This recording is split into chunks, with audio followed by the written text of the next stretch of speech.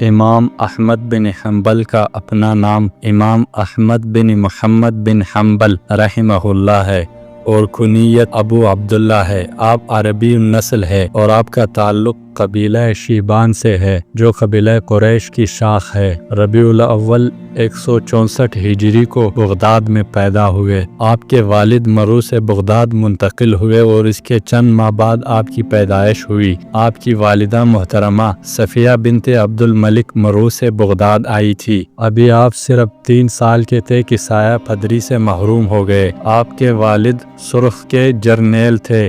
والد کے انتقال کے بعد آپ کی تربیت کی تمام تر ذمہ داری والدہ محترمہ پر آ پڑی۔ اس دور میں بغداد علم کا مرکز تھا۔ آپ خود فرماتے ہیں، میں بچہ ہی تھا کہ حفظ قرآن سے فارغ ہو گیا۔ 14 سال کی عمر کو پہنچا تو تحریر و کتابت کی مشق اور تحصیل میں منہمک ہو گیا۔ آپ کا دور طالب علمی بڑی تنگ دستی میں گزاری، حتیٰ کہ حال یہ تھا کہ سوتے وقت سر کے نیچے تکیہ کی جگہ اینٹ رکھ لیا کرتے تھے۔ 180 ہجری میں اپنی عمر کی 16ویں سال میں قدم رکھا تو علم حدیث کی تحصیل کا آغاز کیا۔ آپ فرماتے ہیں، حدیث کا پہلا سبق میں نے امام ابو یوسف رحمہ اللہ سے حاصل کیا۔ امام ابو یوسف سے 3 سال تک فقہ اور حدیث کا علم حاصل کرتے رہے۔ اس دوران امام محمد سے بھی استفادہ کیا۔ اس کے بعد 4 سال تک بغداد میں امام حشیم بن بشیر رحمہ اللہ سے علم حاصل کرتے رہے۔ آپ نے حصول علم کے لیے طویل سفر کیے۔ راستے میں زاد راہ ختم ہو گیا تو محنت مزدوری کی۔ آپ یمن اور شام بھی گئے۔ 186 ہجری میں بصرہ اور 187 ہجری میں حجاز تشریف لے گئے۔ اس سفر میں حضرت امام شافعی رحمہ اللہ سے ملاقات ہوئی۔ دوسری بار بغداد میں ملے اور امام شافعی سے علم حاصل کیا۔ پھر امام شافعی جب تک بغداد میں رہے آپ ان سے جدا نہ ہوئے۔ امام شافعی کو بھی آپ سے بہت محبت تھی اور وہ آپ کے تقوی کی تعریف فرمایا کرتے تھے۔ امام احمد نے تحصیل حدیث کے لیے جو سفر کیے ان کے نتیجے میں آپ کو 10 لاکھ سے زائد احادیث حفظ ہو گئی۔ آپ کے اساتذہ کی تعداد 100 سے زائد ہے۔ 40 سال کی عمر کو پہنچے تو آپ نے بغداد کی جامع مسجد میں باقاعدہ حلقہ درس قائم کیا۔ آپ کی مجلس سے درس عام طور پر نماز عصر کے بعد منعقد ہوتی تھی۔ نہایت باوقار مجلس ہوتی تھی۔ آپ کے درس میں سامعین کی تعداد 5-5 ہزار تک ہوتی تھی، جن میں 500 تو صرف لکھنے والے ہوتے تھے۔ آپ کے شاگردوں میں امام بخاری، امام مسلم، امام ابو داؤد، امام ترمذی، امام زرعہ جیسے عظیم المرتبت محدثین شامل ہے۔ امام صاحب کا عظیم علمی کارنامہ مسند احمد کی تالیف ہے جو 30,000 احادیث پر مشتمل ہے۔ آپ نے دیگر کئی کتابیں مثلا کتب السنہ تصنیف فرمائی۔ امام شافعی فرماتے ہیں، امام احمد 8 علوم میں بے نظیر عالم فاضل سمجھے جاتے تھے، جن میں قرآن پاک، حدیث، فقہ اور لغت شامل ہے۔ خلیفہ ہارون الرشید ان شدت پسند علماء کے خلاف تھے جو معتزلہ کہلاتے ہیں، جن کا عقیدہ یہ تھا کہ قرآن مخلوق ہے اور اللہ تعالیٰ کی توحید عقلاً معلوم ہو سکتی ہے، اس لیے وحی کے بغیر اہل حکمت و عقل توحید پر ایمان لا سکتے ہیں۔ ہارون الرشید کی وفات کے بعد ان کے بیٹے مامون رجب 198 ہجری میں مسند خلافت پر بیٹھے۔ مامون معتزلہ سے متاثر تھے، چنانچہ معتزلہ ان پر چھا گئے۔ انہوں نے قرآن پاک کے مخلوق ہونے کا دعویٰ کر دیا۔ یہاں سے امام صاحب کے دور ابتلا کا آغاز ہوتا ہے جو کم و بیش 14 سال کے طویل عرصے پر محیط ہے۔ امام نے محسوس کیا کہ کتاب و سنت کے خلاف ایک عقیدہ کو عام کیا جا رہا ہے۔ اگر مسلمانوں کو درست عقائد کی تعلیم نہ دی گئی تو امت مسلمہ کے بڑے حصے کے گمراہ ہو جانے کا اندیشہ ہے، اور اسی طرح صحیح کو غلط سے الگ کر کے پیش نہ کرنے کی ذمہ داری علماء پر عائد ہوگی۔ خلق قرآن کا مسئلہ اٹھانے والوں کا کہنا یہ تھا کہ قرآن کریم اللہ تعالیٰ کی دیگر مخلوقات میں سے ایک مخلوق ہے، جبکہ امام صاحب نے واضح کیا کہ قرآن اللہ تعالیٰ کا کلام ہے اور اسی طرح اللہ کی ایک صفت ہے۔ چنانچہ آپ خلق قرآن کے غلط عقیدے کے خلاف اٹھ کھڑے ہوئے۔ آپ کی یہ جسارت وقت کے حکمران اور ان کے ارد گرد جمع مصاحبین کو سخت ناگوار گزری، اس لیے آپ پر مصائب و مظالم کا دروازہ کھل گیا۔ مامون اور رشید اپنی زندگی کے آخری ایام میں رومیوں کے ساتھ لڑنے کے لیے بغداد سے روانہ ہوئے تو انہوں نے بغداد کے گورنر اسحاق بن ابراہیم کو پیغام بھجوایا کہ تمام لوگوں کو خلق قرآن کے مسئلے کی دعوت دی جائے۔ گورنر نے تمام علماء ائمہ حدیث کو جمع کیا اور انہیں خلق قرآن کے مسئلے پر قائل کرنے کی کوشش کی، لیکن سب نے اس عقیدے پر لبیک کہنے سے انکار کر دیا۔ مامون کو خبر ملی تو انہوں نے حکم دیا کہ امام احمد اور امام محمد بن نوح کو بیڑیاں پہنا کر دربار میں حاضر کیا جائے۔ حکم کی تعمیل کی گئی۔ راستے میں امام محمد بن نوح آنا کے مقام پر رب سے جا ملے۔ امام احمد نے ان کی جنازہ نماز ادا کی اور سفر جاری رہا۔ آپ راستے میں دعا فرما رہے تھے کہ اے اللہ میری مامون سے ملاقات نہ ہو۔ چنانچہ ابھی آپ کا سفر جاری تھا کہ طرطوس کے مقام پر لوگ چیختے چلاتے آپ کے پاس آئے کہ مامون فوت ہو گئے ہیں۔ مامون کا انتقال رجب 218 ہجری میں ہوا۔ اس کے بعد ابو اسحاق محمد بن ہارون المعتصم تخت پر نشین ہوئے۔ انہوں نے ابن ابی داؤد کو منصب قضا سونپ دیا جو امام صاحب کے بدترین مخالفین میں سے تھا۔ اس کے حکم سے امام صاحب کو واپس بغداد لے جا کر قید کر دیا گیا اور پاؤں میں بیڑیاں ڈال دی گئی۔ جیل ہی میں آپ نے مجلس دق قائم کی۔ پاؤں میں بیڑیوں کے باوجود نماز کی امامت فرماتے تھے۔ چند دنوں کے بعد بغداد کا گورنر جیل میں امام صاحب کے پاس پہنچا اور آپ سے دوستانہ انداز میں باتیں شروع کر دی۔ باتوں باتوں میں آپ نے پرانے تعلقات کا واسطہ دیا اور کہنے لگا کس قدر اچھا ہو کہ آپ امیر المومنین معتصم باللہ کی مخالفت ترک کر دے۔ امام صاحب نے انکار کر دیا۔ اس پر اسحاق نے پنتیرا بدل کر دھمکی دی کہ آپ کو موت کی گھاٹ اتار دیا جائے گا۔ اس پر بھی امام صاحب مرعوب نہ ہوئے تو گورنر نے جلا کر حکم دیا کہ امام صاحب کو مزید بوجھل بیڑیاں پہنا دی جائے۔ اس پر بھی اس کا غصہ ٹھنڈا نہ ہوا تو حکم دیا کہ جیل سے نکل کر پیدل چلے۔ امام صاحب نے چلنے کی پوری کوشش کی لیکن ظالموں نے بیڑیاں اس قدر وزنی ڈالی تھی کہ پاؤں اٹھانا ممکن نہ تھا۔ پاؤں اٹھاتے تو سخت تکلیف ہوتی۔ مجبور ہو کر آپ نے پاجامے سے ازار بند نکالا اور اسے پاؤں اور بیڑیوں کے درمیان رکھا تاکہ چلا جا سکے اور پاجامہ بلا ازار بند لپیٹ لیا، لیکن اس طرح بھی چلنا ممکن نہیں تھا۔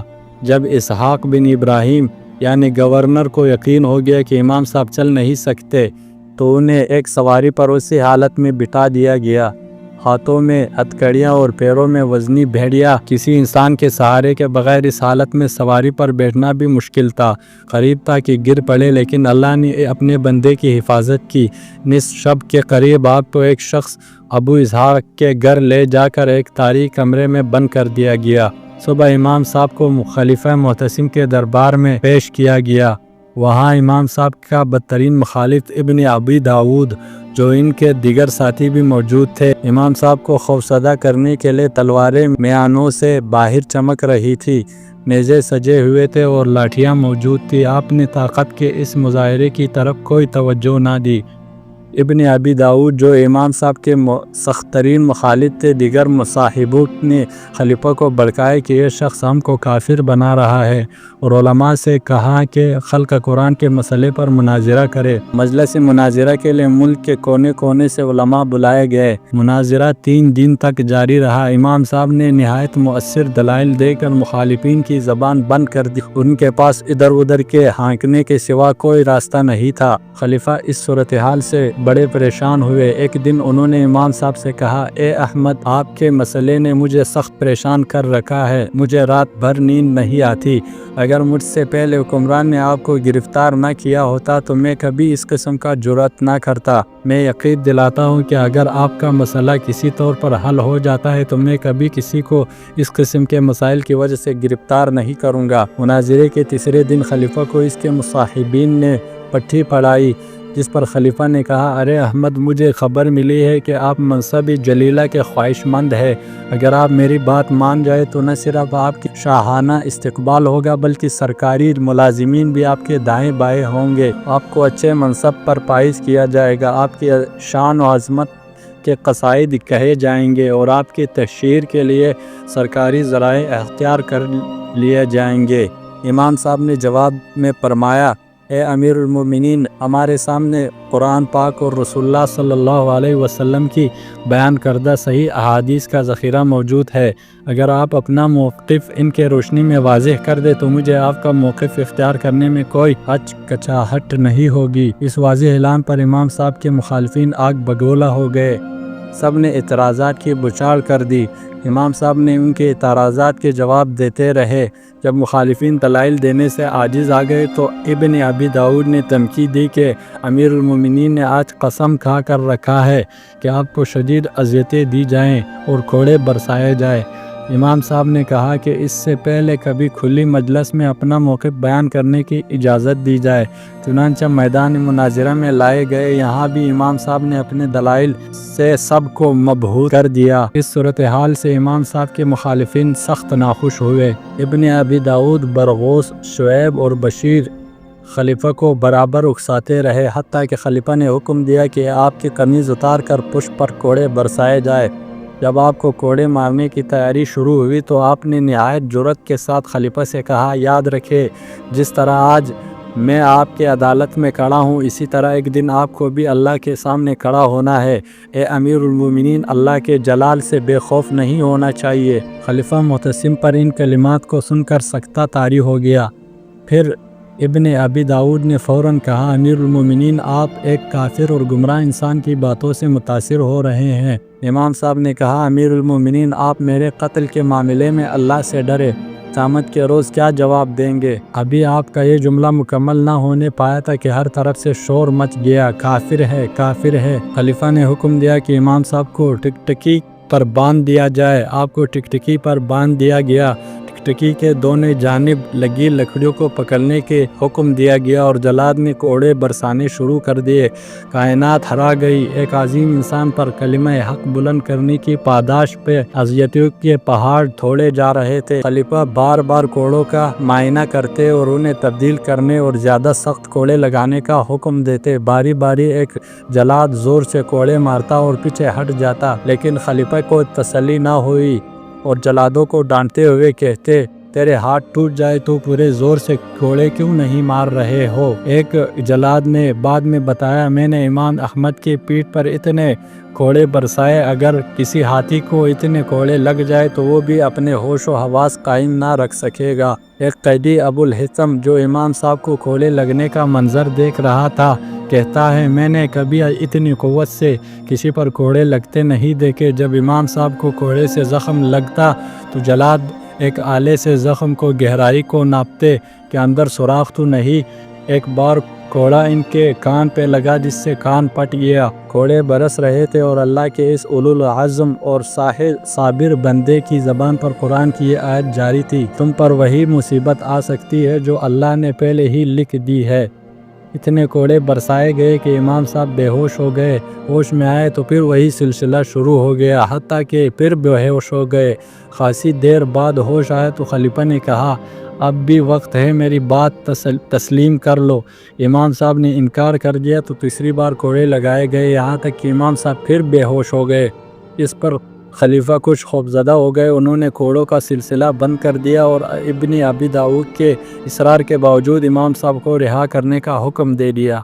آپ کو بغداد کے گاڑی پر گھر بھیج دیا گیا۔ سواری پر نہایت تکلیف کے عالم میں تھے۔ سواری سے اتارنے والوں کا بیان ہے کہ جب ہمارا ہاتھ امام صاحب کے جسم کے اس حصے کو لگتا جہاں کوڑے برستے رہے تھے، وہ سخت تکلیف محسوس کرتے۔ بالآخر وہ سہارا لے کر اترے۔ کمر چونکہ شدید زخمی تھی اس لیے منہ کے بھل لیٹ گئے۔ علاج کا سلسلہ شروع ہوا۔ جسم کا جو حصہ کوڑوں کی ضربات سے بے حس ہو چکا تھا اسے کاٹ کر پھینک دیا گیا۔ بالآخر زخم مندیل ہوئے، البتہ ہاتھ اور دونوں انگوٹھے کام نہیں کر رہے تھے۔ یہ وہ امام احمد ہے جس نے فقہ یعنی فقہ حنبلی کی بنیاد ڈالی۔ وہ آج مسلمانوں کے 4 اہم فقہی مسالک میں سے ایک ہے۔ فقہ حنبلی میں زیادہ اہمیت صحابہ کرام کی رائے کو دی گئی ہے۔ امام صاحب صحابہ کرام کی پیروی میں بہت سخت تھے۔ آپ کے حکیمانہ فیصلوں اور آراء کے بعد میں آپ کے شاگرد ابو بکر المروزی کے ایک شاگرد ابو بکر الخلال محدث نے کتاب الجامع کی شکل میں مرتب کر دیا۔ امام صاحب نے اپنے اصول و عقائد سے متعلق 2 بنیادی رسالے تصنیف کیے۔ فقہائے حنابلہ کی ایک خصوصیت یہ ہے کہ انہوں نے ہر دور میں اجتہاد کا دروازہ کھلا رکھا تاکہ فقہی مسائل کی ترتیب و تدوین کا عمل جامد ہو کر نہ رہ جائے، بلکہ وقت اور حالات کے تقاضوں کے مطابق قرآن حدیث کی روشنی میں فقہی مسائل ترتیب دیے جاتے رہیں۔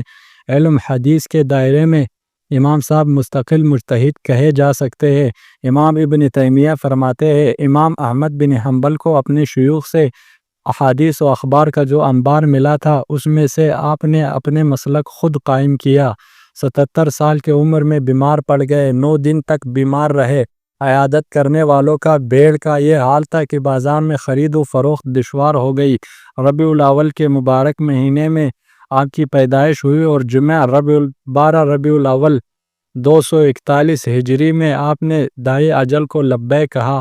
آپ کے بغداد کے مقابر الشہداء میں سپرد خاک کیا گیا۔ جنازے میں لاکھوں سوگواروں نے شرکت کی۔ دوستو، یہ کہانی آپ کو کیسی لگی؟ کمنٹس میں اپنے رائے کا اظہار ضرور کیجئے گا۔ ہمارے چینل کو سبسکرائب کر دیجئے گا۔